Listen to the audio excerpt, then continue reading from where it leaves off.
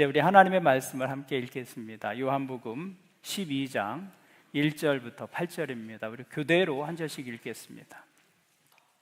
요한복음 12장 1절부터 8절 우리 교대로 한 절씩 읽겠습니다. 6월절 엿새 전에 예수께서 베다니에 이르시니 이곳은 예수께서 죽은 자 가운데서 살리신 나사로가 있는 곳이라. 예수를 위하여 잔치할세 마르다는 일을 하고 나사로는 예수와 함께 앉은 자 중에 있더라. 마리아는 지극히 비싼 향유 곧 순전한 나드 한 근을 가져다가 예수의 발에 붓고 자기 머리털로 그의 발을 닦으니 향유 냄새가 집에 가득하더라. 제자 중 하나로서 예수를 잡아줄 가롯 유다가 말하되 이 향유를 어찌하여 300데나리온에 팔아 가난한 자들에게 주지 아니하였느냐 하니 이렇게 말하.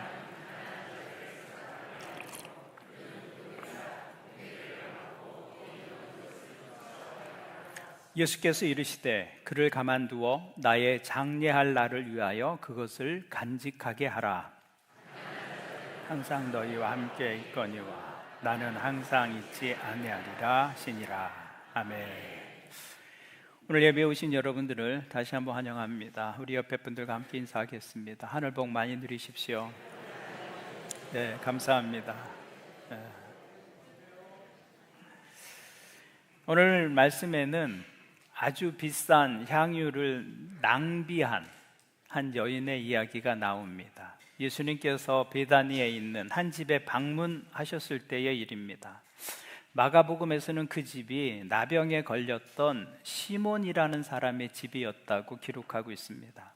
그 집에서 예수님과 제자들을 위한 잔치를 벌였는데 거기에 마침 죽은 지 나흘 만에 다시 살림을 받은 나사로의 집이 가까워서 나사로의 가족도 그 잔치에 참여했다라고 기록되어 있습니다. 이때 마리아가 아주 비싼 나드라고 하는 향유를 가져다가 예수님의 발에 붓습니다. 그리고 자기 머리털을 풀어서 예수님의 발을 자기 머리털로 닦아드리죠. 3절을 보겠습니다. 마리아는 지극히 비싼 향유 곧 순전한 나드 한 근을 가져다가 예수의 발에 붓고 자기 머리털로 그의 발을 닦으니 향유 냄새가 집에 가득하더라. 이 같은 사건을 마태복음서도 기록하고 있고 마가복음에서도 기록하고 있는데 그 기록을 보면 향유를 발에 부은 것이 아니라 예수님의 머리에 부었다 이렇게 기록하고 있습니다. 마가복음 14장에 이 사건을 기록하고 있는 내용을 보면 이렇게 기록되어 있습니다. 예수께서 베다니 나병 환자 시몬의 집에서 식사하실 때에 한 여자가 매우 값진 향유 곧 순전한 나드 한 옥합을 가지고 와서 그 옥합을 깨뜨려 예수의 머리에 부으니. 이 말씀을 가지고서 또 요한복음과 함께 읽으면 마리아가 향유가 든 옥합을 가지고 와서 그 옥합을 깨뜨려서 그 향유를 예수님의 머리에 붓습니다. 그리고 그 향유가 흘러내려서 발까지 흘러내린 것으로 이해할 수 있습니다. 마리아는 그 흘러내린 향유를 자기 머리털을 풀어 닦아드렸죠. 이것이 이 사건에 대한 보다 자세한 설명이 될 것입니다. 그런데 이 사람들이 이 장면을 보고서 흥분합니다. 그래서 5절을 보시면 제자 중에 하나인 가롯 유다가 이 일에 대해서 이렇게 책망하죠. 이 향유를 어찌하여 300데나리온에 팔아 가난한 자들에게 주지 아니하였느냐 하니. 마리아가 예수님의 머리에 부은 향유는 매우 값비싼 것이었습니다. 300데나리온이나 되었다고 기록하고 있죠. 데나리온은 노동자 하루 품삯입니다. 한 300데나리온은 노동자의 1년 연봉에 해당되는 것입니다. 오늘날 우리 금액으로 따지면 최저시급으로 따져도 거의 3천만 원에 해당하는 돈이 될 것입니다. 아주 값비싼 향유입니다. 마리아는 아마 자신의 결혼을 위해서 준비해 놓았던 그런 것이 아닌가 우리가 생각해 볼 수 있는데요. 근데 그 옥합을 깨트려서 한 번에 예수님의 머리에 부은 것입니다. 사람들은 이 장면을 보면서 이해할 수 없었어요.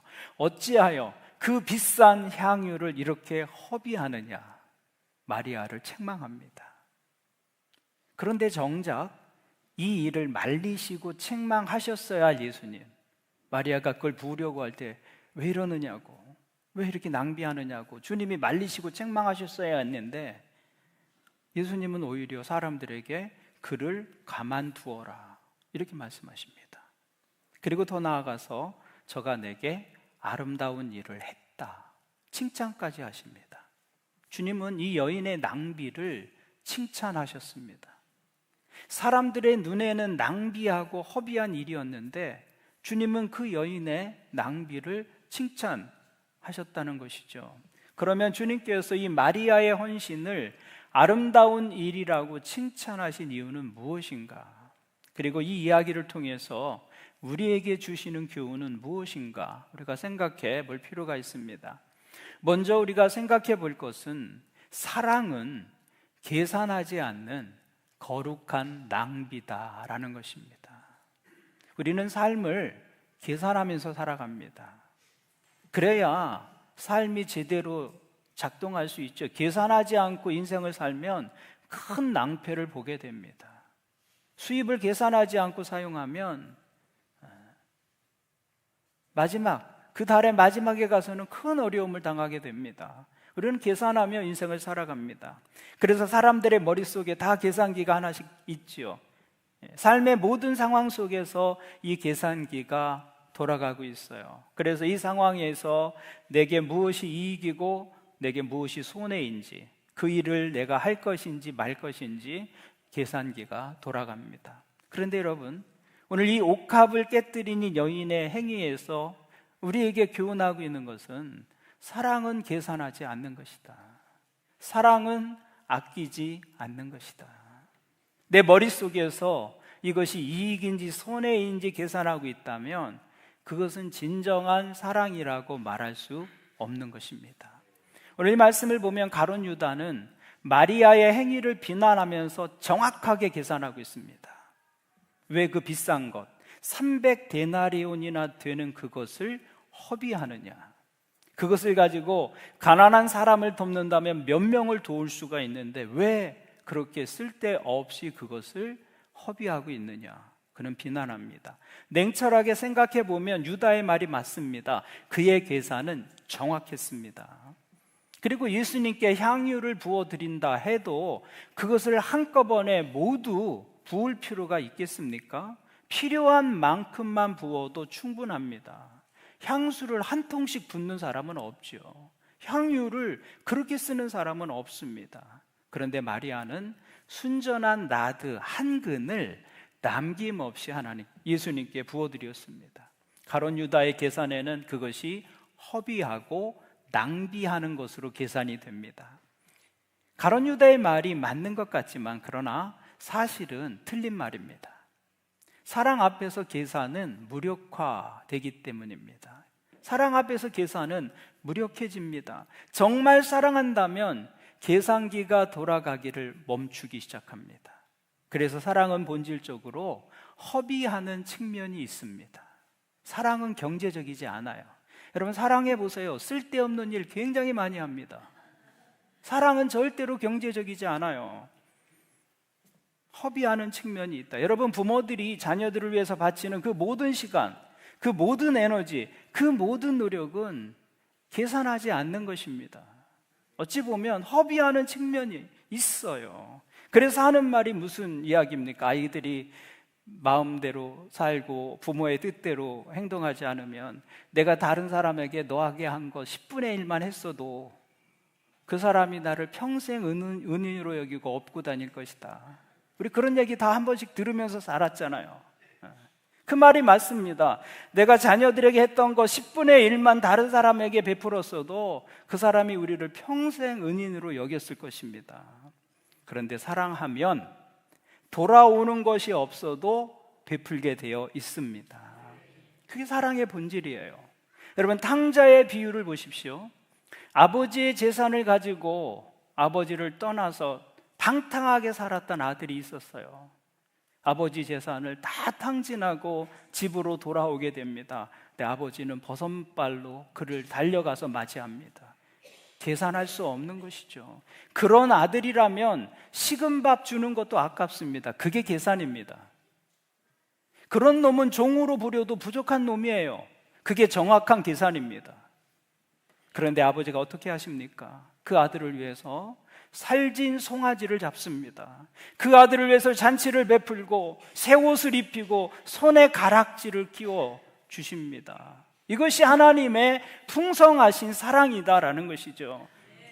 그런데 사람들은 그것을 이해하지 못합니다. 그래서 큰아들이 무엇이라고 말해요? 아버지의 유산을 그렇게 허랑방탕하게 탕진한 그 아들을 어떻게 이렇게 대우하실 수 있습니까? 항의하고 따지지요. 그 사랑을 이해할 수 없는 거예요. 오늘 본문에서도 사람들은 마리아의 행동을 이해하지 못합니다. 꼭 그렇게 해야만 하느냐고 책망하며 비난합니다. 여러분이 그 현장에 있었다면 여러분은 어떻게 반응하셨을까요? 여러분의 반응도 다르지 않았을 것입니다. 수천만 원 하는 향유를 한꺼번에 머리에 붓는 것은 전혀 상식적이지 않습니다. 그래서 사람들은 그것을 허비라고 생각했어요. 허비. 헛되이 사용하는 것이고 쓸데없는 낭비다. 그렇다면 여러분, 그와 동일한 방식으로 십자가를 생각해 보십시오. 여러분과 저는 도대체 얼마나 가치가 있기에 하나님께서 자신의 가장 소중한 아들의 생명을 우리를 위해서 깨뜨리시고 남김없이 부어주셨을까요? 그거 아니지 않습니까? 가치를 생각한다면, 값을 생각한다면 그렇게 할 수 없는 거 아닙니까?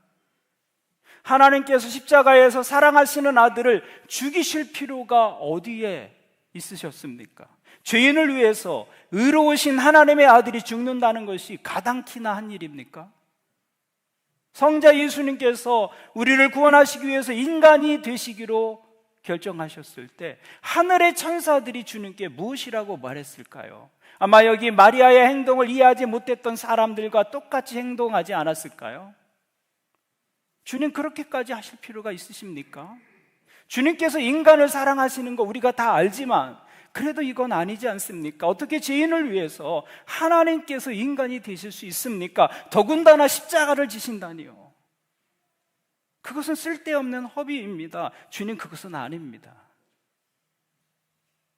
여기 마리아의 행동을 보고 분노한 사람들처럼 천사들도 그렇게 반응했을 것입니다.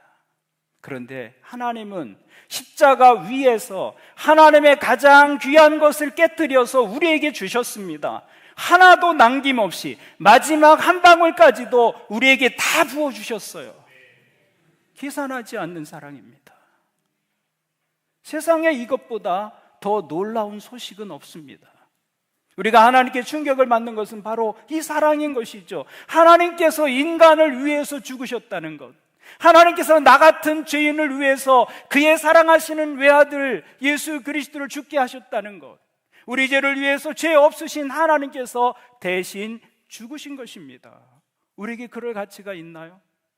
하나님께서 나를 위해서 대신 죽으실 만큼 우리에게 그럴 가치가 있는가? 아닙니다. 우리에겐 그럴 가치가 조금도, 정말 조금도 없었습니다. 그런데 하나님은 하나님의 옥합을 깨뜨리셨습니다. 성경은 그것이 하나님의 사랑이라고 말씀합니다. 그래서 사랑은 정량이 아닙니다. 사랑은 이만하면 됐다라고 말하지 않습니다. 사랑은 언제나 넘치는 것입니다. 그 하나님의 압도하는 사랑 때문에 우리가 그 사랑 앞에 서게 되면 할 말을 잃는 것이죠. 어떻게 저에게 이런 사랑을 부어주십니까? 그게 우리의 고백이 될 수밖에 없습니다. 하나님의 사랑은 계산할 수 없는 사랑입니다. 그래서 그 십자가 아래에 서게 되면 그 사랑이 우리 영혼을 압도하게 됩니다. 그 사랑을 알게 되면 내 삶이 바뀌고 내 인생의 방향이 바뀌고 내 삶의 목적이 바뀌게 되는 것이죠. 그것이 하나님의 사랑이다라는 것입니다. 그러니까 마리아가 옥합을 깨뜨려서 예수님의 머리에 부은 그 사랑은 사람들이 볼 때는 허비하고 낭비하는 것처럼 보였지만 사실은 그 사랑의 질에 있어서는 하나님의 사랑을 닮은 것입니다.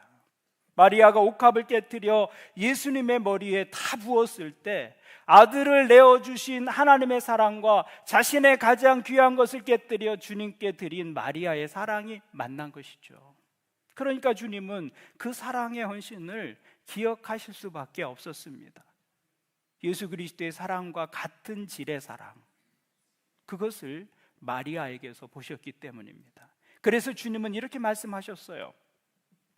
내가 진실로 너희에게 이르노니 온 천하에 어디서든지 복음이 전파되는 곳에는 이 여자가 행한 일도 말하여 그를 기억하리라 하시니라. 주님은 복음이 전하여지는 곳에는 이 여인이 행한 그 일도 기억되고 말하여질 것이라고 말씀하셨습니다. 그의 사랑이 예수님의 사랑을 닮았기 때문입니다. 교회는 어떤 곳입니까? 교회는 하나님의 아낌없는 사랑으로 시작이 되었습니다. 하나님께서 우리에게 아낌없는 사랑을 부어주셨기 때문에 그 사랑을 알게 된 사람들이 모여서 교회가 시작되었죠. 교회의 출발은 하나님의 아낌없는 사랑입니다. 그래서 교회는 어떤 곳이 되어야 합니까? 교회는 어떻게 해서든지 그 하나님의 사랑의 풍성함을 보여주는 곳이 되어야 합니다. 그것이 교회를 움직이는 원리가 되어야 하는 것이고, 그것이 우리가 선교하는 원리가 되어야 하는 것이고, 그 하나님의 아낌없는 사랑이 우리가 사역하는 원리가 되어야 하는 것입니다. 하나님의 사랑의 풍성하심, 그것이 우리의 사역의 원리가 되어야 하는 것이죠. 교회가 무엇을 하든지 아끼는 것이 마땅합니다. 그러나 아끼는 것과 인색한 것은 다른 것입니다. 교회는 어떻게 해서든 하나님의 풍성하심을 보여주려고 노력해야 할 필요가 있는 것이죠. 하나님은 사랑의 풍성한 분이시고 아낌없이 주는 분이십니다. 우리가 정말 하나님께 얼마나 풍성하신 사랑을 하나님께서 우리에게 베풀어 주셨는지를 안다면 하나님 앞에서 최소한 우리의 계산기를 내려놓아야 합니다. 하나님 앞에서는 계산기를 내려놓아야죠. 십자가를 통해서 우리에게 보여주신 그 하나님의 사랑을 안다면 우리는 하나님 앞에서 계산하기를 멈춰야 할 것입니다. 우리가 예배하는 순간이 바로 그런 순간입니다. 예배하는 순간은 계산기를 내려놓는 시간이에요. 이 시간에 예배하면서 일을 하면 얼마를 할 수 있는데, 이 시간에 나가서 아르바이트 하면 얼마를 벌 수 있는데, 이 시간에 잠이라도 자면 얼마를 잘 수 있는데, 그런 계산을 내려놓는 것이죠. 부모들은 자녀들이 예배할 때, 믿지 않는 부모들은 우리 아이가 교회에서 활동하고 예배하는 동안에도 다른 아이들의 책장은 넘어갈 텐데, 그러면서 아이들이 하나님 앞에서 보내는 시간을 너무 아까워합니다. 근데 그런 것은 예배의 바른 자세가 될 수 없죠. 예배하는 순간에는 계산기를 내려놓는 것입니다. 하나님의 일에 헌신할 때는 계산기를 내려놓아야 합니다. 그것이 하나님을 향한 바른 자세입니다. 우리가 그 하나님의 사랑을 안다면 그분 앞에서 계산하기를 멈출 수밖에 없습니다. 그게 마리아의 헌신이었어요. 그게 마리아의 헌신. 그래서 마리아는 자신의 가장 아끼는 것을 아낌없이 주님께 드릴 수 있었던 것입니다. 은혜를 알았기 때문입니다. 하나님의 멈추지 않는, 계산하지 않는 사랑을 알았기 때문입니다. 저는 여러분들이 주님을 사랑하고 섬길 때 이런 모습으로 섬기고 사랑하는 분들이 될 수 있기를 주님의 이름으로 권면을 드립니다. 두 번째, 우리가 생각해 볼 수 있는 것은 하나님을 위한 헌신과 사랑은 그것이 아무리 작은 것이라도 하나님의 기억 속에 영원히 남는다는 것입니다. 오늘 말씀을 보시면 이 여인의 행위를 예수님 외에는 아무도 칭찬하지 않습니다. 물론 그 이유가 다른 사람들은 아직 예수님께서 십자가에 달리실 것이라는 사실을 몰랐기 때문입니다. 오직 이 여인만이 예수님의 장사를 미리 준비한 것입니다. 그래서 이것을 이해하지 못하는 사람들에게 이 여인의 행위는 칭찬의 대상이 아니라 비난과 책망의 대상이 된 것이죠. 그런데 신기한 것은 이 본문에서 정작 마리아의 말은 한마디도 나타나지 않는다는 것입니다. 그는 행동할 뿐입니다. 아무 말이 나타나지 않아요. 지금 자기가 옥합을 깨뜨려서 향유를 예수님께 부은 그 사건으로 인해서 사람들 속에 논란이 일어나고 있는데 이 여인은 한마디 말을 하지 않습니다. 한마디 할 수 있잖아요. 섭섭하다고, 나는 그런 생각이 아니라고, 당신들이 몰라서 그러는 것이라고 변명할 수도 있고 말할 수 있는데 이 여인은 한마디도 말하지 않습니다. 다만 행동할 뿐이에요. 행동할 뿐이에요. 묵묵히 자기 옥합을 깨뜨리고 헌신하고 발을 씻어드리고 그리고 침묵합니다. 그런데 여러분, 바로 이것이 무엇을 닮았느냐면 예수님께서 고난받으신 모습을 닮았다라는 것입니다. 예수님께서 십자가에 달리실 때의 모습을 성경은 이렇게 기록하고 있습니다. 그가 곤욕을 당하여 괴로울 때에도 그의 입을 열지 아니하였으며 마치 도수장으로 끌려가는 어린 양과 털 깎는 자 앞에서 잠잠한 양같이 그의 입을 열지 아니하였도다. 예수님께서 그 모진 고초와 수치를 당하는 동안 어떻게 하셨다고 성경이 말씀합니까? 그 입을 열지 아니하였도다. 예수님은 말도 안 되는 그 핍박과 모진 고초와 조롱을 당하면서도 입을 열지 않으셨어요. 침묵하셨어요. 묵묵히 십자가를 지고 골고다로 가셨습니다. 그런데 놀랍게도 이 여인의 모습이 예수님의 고난받으시는 모습을 담고 있는 것입니다. 섭섭하다 말하지 않고 억울하다고 소리치지 않았습니다. 그 상황에서 침묵합니다. 그리고 묵묵히 자신의 일을 행합니다. 그런데 이 침묵하는 이 여인을 위해서 말씀해 주시는 분이 계셨어요. 그분이 누구였습니까? 그분이 예수 그리스도셨어요. 마가복음을 보면 이렇게 기록하고 있습니다. 내가 진실로 너희에게 이르노니 온 천하에 어디서든지 복음이 전파되는 곳에는 이 여자가 행한 일도 말하여 그를 기억하리라 하시니라. 예수님께서 친히 마리아를 위해서 말씀하고 계세요. 마리아는 침묵하고 있는데 예수님께서 대신 말씀합니다. 그 이후로 2000년 동안 믿음의 사람들이 그 여인을 위해서 말하고 있습니다. 그리고 오늘 저도 이 여인을 말하고 있지 않습니까? 마리아는 자기를 위해서 한마디도 이야기하지 않았는데 하나님께서 말씀해 주고 있는 거예요. 예수님께서 십자가를 지고 가실 때도 아무 말씀이 없으셨습니다. 예수님은 그 상황 속에서 사람들을 책망하시고 심판하시고 멸망시킬 수 있는 권세가 있으셨지만 주님은 침묵하셨어요. 묵묵히 하나님의 뜻에 순종하셨습니다. 그런데 그 십자가를 지신 예수 그리스도를 위해서 우리 하나님께서 말씀하고 계십니다. 그것이 무엇입니까? 그것이 부활의 사건입니다. 사도행전 이렇게 말씀하고 있습니다. 그런즉 이스라엘 온 집은 확실히 알지니 너희가 십자가에 못 박은 이 예수를 하나님이 주와 그리스도가 되게 하셨느니라 하니라. 이게 부활이 가진 의미 가운데 하나입니다. 하나님께서 예수 그리스도의 의로우심, 예수 그리스도의 거룩하심을 부활로 증명해 주신 거예요. 예수님이 아무도 한마디도 말씀하지 않으셨지만 하나님께서 예수님을 위해서 말씀하고 있는 것이죠. 부활의 사건을 통해서 그가 의로운 자고 그가 거룩한 자라고 그가 우리의 구원자라고 주님께서 말씀하고 있는 것입니다. 우리가 하나님의 일을 하다가 이런저런 오해받을 수 있습니다. 예수님도 오해받으셨어요. 여기 이 여인도 오해를 받았습니다. 그런데 여러분 염려하지 마십시오. 내가 침묵해도 누가 알고 계세요? 하나님께서 알고 계십니다. 그리고 하나님께서 말씀해 주십니다. 묵묵히 견디면 내 마음 아무도 모르는 것 같지만 하나님께서 아시고 하나님께서 우리 대신 말씀해 주신다는 것입니다. 중요한 것은 하나님께서 아시고 하나님께서 기억해 주시는 것입니다. 우리가 하나님의 기억 속에 있는 것, 그것이 구원이고 그것이 영생입니다. 마리아는 옥합을 깨뜨려 향유를 예수님께 부어드렸습니다. 그러자 온 집안이 향기로 가득 찼습니다. 그런데 그 향기가 얼마나 오랫동안 지속되었을까요?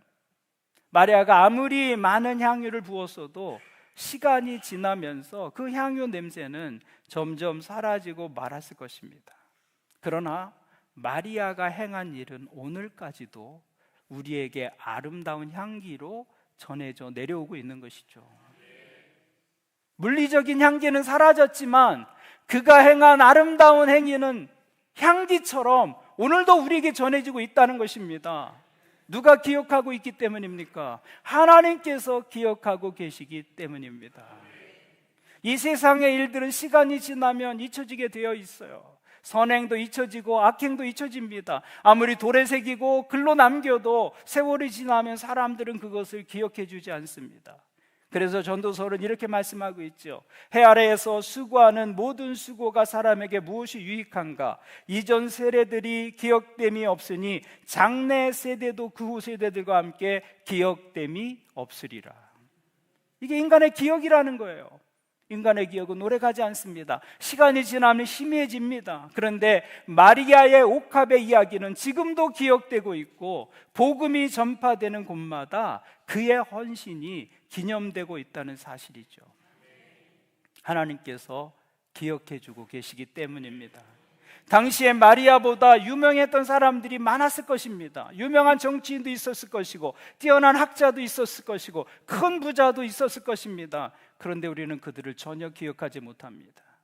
그런데 이 여인의 이야기는 오늘도 계속되고 있고 우리도 기억하고 있는 것이죠. 그것은 사람들이 기억해 주기 때문이 아닙니다. 하나님께서 마리아의 헌신, 그것을 하나님께서 인정해 주시고 하나님께서 그의 옥합을 기억하고 계시기 때문입니다. 여기서 우리가 알 수 있는 것이 무엇입니까? 하나님은 우리의 헌신을 기억해 주시는 분이시다. 아무리 작은 옥합이라 할지라도 하나님은 우리의 헌신을 기억해 주십니다. 하나님은 우리의 죄는 잊어버린다고 말씀하셨어요. 다시는 기억하지 않는다고, 우리의 죄는 다시는 기억하지 않는다고 말씀해 주셨습니다. 하지만 하나님은 우리의 헌신은 기억하고 계십니다. 우리의 많은 죄악의 순간은 하나님이 잊으시지만 우리가 옥합을 깨뜨려 헌신했던 그 시간, 그 순간은 하나님께서 영원히 기억하고 계시다. 여러분, 그것이 은혜입니다. 그것이.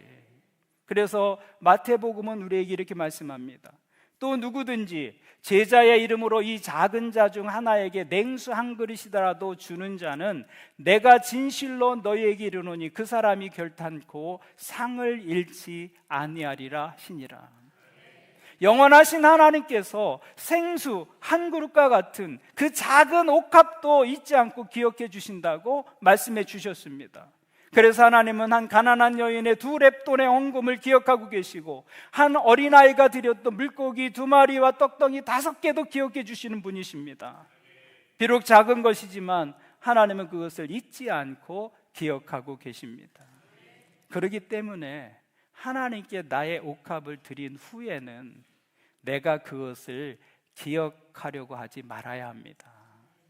내가 했다고 사람들에게 알리려고 애쓰지 말아야 합니다. 내가 옥합을 깨뜨려서 주님께 드린 후에는 그것을 잊고 살아야 합니다. 또 어떤 분은 내가 옥합 깨뜨렸는데 안 알아준다고, 내가 다시는 옥합을 안 깬다. 어느 교회나 교회의 역사 속에는 자신의 옥합을 깨뜨려 헌신한 분들이 계십니다. 우리 교회에도 그런 분들이 많이 계세요. 우리 교회가 세워진 지 48주년 되었습니다. 그 48년 동안 교회를 위해서 심해 진하게 섬겨오신 분들이 많습니다. 자신의 향유, 자신의 오병이어를 바쳐서 교회의 부흥의 밑거름이 되셨던 분들이 계세요. 없는 가운데서도 과부의 2렙돈과 같은 헌신 하신 분들이 많이 계십니다. 참 귀하고 복된 분들이에요. 그런 분들이 있기에 우리 교회가 지금까지도 하나님의 일을 감당할 수 있는 것이죠. 그분들의 헌신을 진심으로 감사하고 하나님께서 갚아주시기를 축복합니다. 그러나 중요한 것은 그렇게 하고 나서 거기에 연연하지 않는 거예요. 누가 내가 했던 그 일을 알아주기를 바라거나 인정해 주기를 기대하지 않는 것입니다. 왜냐하면 하나님께서 기억하고 계시기 때문입니다. 우리가 주님을 기쁘시게 해드리는 일은 주님의 마음속에 영원히 기억됩니다. 내가 이런 일을 했다, 내가 저런 헌신을 했다, 내가 기억하고 내가 말하지 않아도 그 헌신 하나님께서 알고 계세요. 저는 여러분들이 그래서 헌신한 후에는 거기에 연연하지 않는 분들이 되기를 바랍니다. 저는 우리 교회가 소리 없이 옥합을 깨는 그런 교회가 되기를 바랍니다. 어떤 분은 옥합을 깨는데 너무 요란하게 깨는 분들이 있어요. 나 이거 한다 하면서 막 요란하게 깨는 분들이 있어요. 교회에서 옥합을 깰 때는 어떻게 해요? 조용히. 그래서 누군가 옥합을 깼어요. 그래서 막 향기가 막 여기저기서 나는데 누가 옥합을 깼는지 모르는 거예요. 누군가는 옥합을 깼는데 향기가 막 나는데 누가 옥합을 깼는지 모르는 그런 교회. 그런 교회가 하나님께서 기뻐하는 교회가 될 것입니다. 그리고 여러분, 내가 입으로 얘기하지 않아도 시간이 지나면 다 알게 됩니다. 너무 염려하지 마세요. 다 알게 됩니다. 누가 했는지. 무엇보다 하나님께서 그것을 기억하고 계세요. 그래서 마리아의 옥합의 향기는 물리적인 냄새는 다 없어졌지만 그의 아름다운 헌신은 지금도 우리에게 기억되고 있는 것입니다. 그러므로 여러분, 하루를 살아도 하나님께서 기뻐하실 만한 일들을 하시며 사시기를 바랍니다.